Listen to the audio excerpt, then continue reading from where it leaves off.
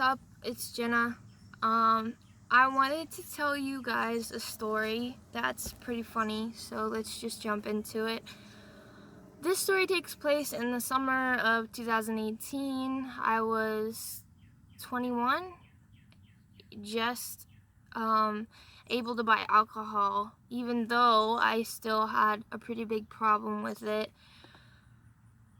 Yeah, I don't condone on underage drinking, but it is what it is. Gonna be honest throughout this video. So anyways, 2018, I had just moved to a new place. I was still, I think I had just gone through a breakup in the winter time. Yeah. So my bad behavior kind of hit its peak in a way. I was drinking just about every night, and at least a couple a night, and I am a Christian. I do my best to follow the Lord, and basically God had made it clear to me that I was to try harder to stop, to make a conscious effort to stop, and you know, I just didn't care. Like, I just really didn't care. So I've met lots of different kinds of people in my life, and I live in a community with like other believers. So at this time we were welcoming like all types of different people, you know, people who were struggling with substances, people who had overcome it, people who really loved the Lord and wanted to follow Him, and people who didn't. Just homeless people, you know, people who used to be rich. Like, I've known a lot of different people in my life in general. So, this one particular person that I can gladly tell this story because of him. I'm not going to mention his name. Let's just call him Jacob. Jacob was a big, tall, white, redheaded guy. Just like middle-aged, you know, didn't really, not someone I would typically hang out with, you know, because I'm young, like party girl at this time. And you know, I had ended up having a conversation, something political. It was just like, whatever, you know, he kind of told me about his life, how he came from a background of management, and, like, he managed a gas station, and he kind of told me about that, and, basically, like, he was homeless, okay, and he was homeless by choice. He said, so I just kind of blew it off. I did my own thing. I was getting drunk, and he just, his behavior actually progressively became like more erratic. Like, he wasn't sleeping, and he would find shirts like 3 sizes too small for him, and just like making a video, golly. Anyways, like a shirt that would like fit me, he would just find it and like put it on, and his belly would be hanging out. Or like he would have shorts that would be like riding up because they were so small, and he would wear like leggings and like a goofy hat. Like, he just did not care. Like, you could tell that this guy had he was going through some things, all right? Yeah, like one time I was actually tipsy and we were conversating, and he ended up giving me some money. And I was like, you know, cool, thanks, man. And the next day, you know, I'd planned to use it on alcohol. I didn't really want to give it back. I mean, he gave it to me. It was my money, really. And, you know, he had dropped hints like he wanted it back, but I wasn't going to give it back unless he straight up asked. So I was like, dude, if you want it back, like, I'll give it back to you. But he was like, nah.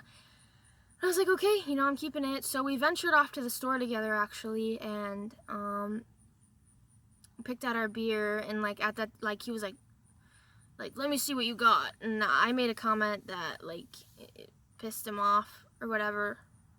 So there was some tension between us as we're going to check out, and the cashier stopped us, and he doesn't have his ID, or I don't have my ID or whatever. And at Walmart, the rule at the time was you both had to have ID, and he ended up getting pissed off, yelling at me, taking his money that he gave me, which was my money, just taking all my money and going and getting drunk.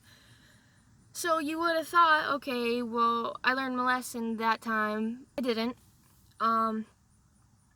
So I kind of distanced myself from him. I let him do his own thing.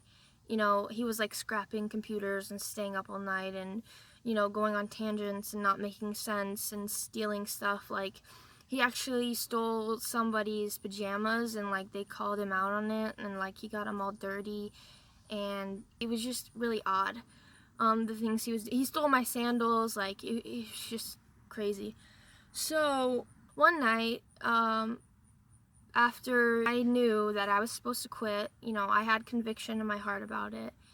I was losing money. Like, it was very obvious that this was a damper on my life and that I needed to quit. Like, it was a very dark time.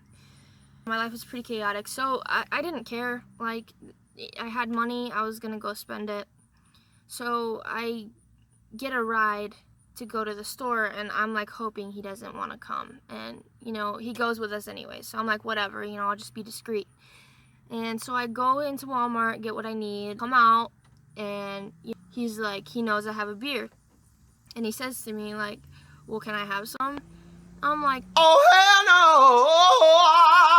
no. Nah, because like at this time in my life, like this was what was important to me. This was basically my idol, like. And I'm like, not sharing with him. I'm like, no, dude, like, just no, leave me alone. So he makes a comment like, well, something along the lines of, what goes around comes around, karma. So I'm like, whatever, I just brush it off, and I'm like waiting to get back so I can drink. And I'm kind of going about my business, cooking and talking to people or whatever I'm doing. And at one point, I'm carrying my drink around, and at one point, I set it down. This guy, I knew he strategically planned it, or he was going to wait for an opportunity for me to set this down. He took it. As soon as I set it down, I come back out, it's gone. I knew it was him, tracked him down. I'm like, dude, what's your problem? You can't just be taking people's drinks. He's like, he justified it. It was in a common area. So I'm pretty upset. He's getting agitated that I'm even, coming at him about it. But, like, I'm not having it. And I finally decide, whatever. There's nothing I can do. And he drank it. But I let him know. So I misplaced my phone. I'm thinking, I'm upset. I'm intoxicated. There's a million things going through my mind. My phone's gone. I'm like, he took it. He took it. Like, he's notorious for being a thief. And so I go back to him and I'm like, where's my phone? Like, give it back to me now. Like, tell me the truth. And he's like, I don't have it, blah, blah, blah. And it starts to get pretty heated between us. There's a lot of tension.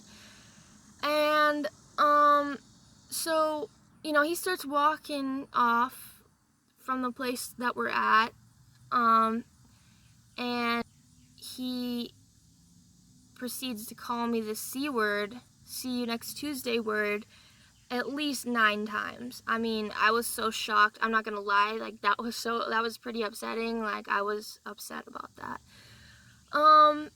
So as he's calling me this, I'm just like, okay. And what's even more shocking is during all this, he moons me.